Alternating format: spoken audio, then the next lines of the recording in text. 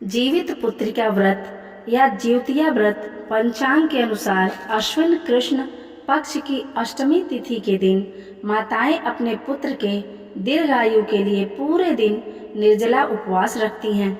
इस व्रत का आरंभ कब से हुआ, आज मैं आप लोगों को ये कहानी सुनाती हूँ। गंधर्वों के राजकुमार का नाम जीमूतवाहन था। वे बड़े उदार और परोपकारी थे। जीमूतवाहन के पिता ने वृद्धावस्था में वानप्रस्थ आश्रम में जाते समय इनको राज सिंहासन पर बैठाया, किंतु इनका मन राजपाट में नहीं लगा। वे राज्य का भार अपने भाइयों पर छोड़कर स्वयं वन में पिता की सेवा करने चले गए।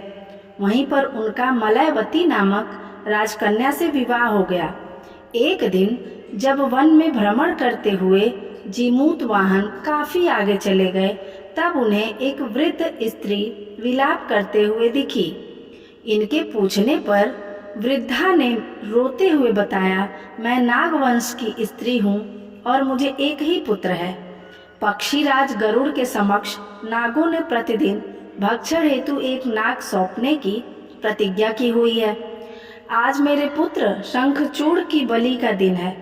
जीमूतवाहन ने वृद्धा को आश्वस्त करते हुए कहा, डरो मत माता, मैं तुम्हारे पुत्र के प्राणों की रक्षा करूंगा। आज उसके बजाय मैं स्वयं अपने आप को उसके लाल कपड़े में ढककर बद्ध शिला पर लेटूंगा। इतना कहकर जीमूतवाहन ने शंखचूड़ के हाथ से लाल कपड़ा लिया और उसे लपेटकर गरुड़ को बलि दिए जाने वाली बद्ध शिला पर लेट गए। नियत समय पर गरुड़ बड़े वेग से आए और वे लाल कपड़े से ढके जीमूतवाहन को पंजे में दबोचकर पहाड़ के शिखर पर जाकर बैठ गए।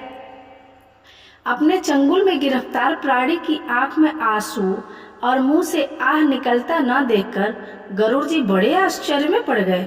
उन्होंने जीमूतवाहन से उनका परिचय पूछा।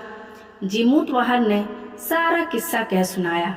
गरुड़ जी उनकी बहादुरी और दूसरे की प्राण रक्षा करने में स्वयं का बलिदान देने की हिम्मत से बहुत प्रभावित हुए और प्रसन्न होकर गरुड़ जी ने उनको जीवन दान दे दिया तथा नागों की बलि न लेने का भी वरदान दे दिया।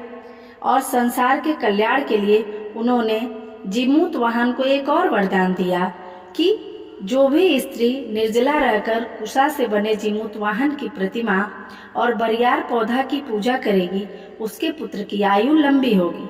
और फिर क्या, तभी से ज्योतिया व्रत का आरंभ हुआ और सभी माताएं अपने पुत्रों के अच्छे स्वास्थ्य और लंबी आयु के लिए इस व्रत को करने लगी।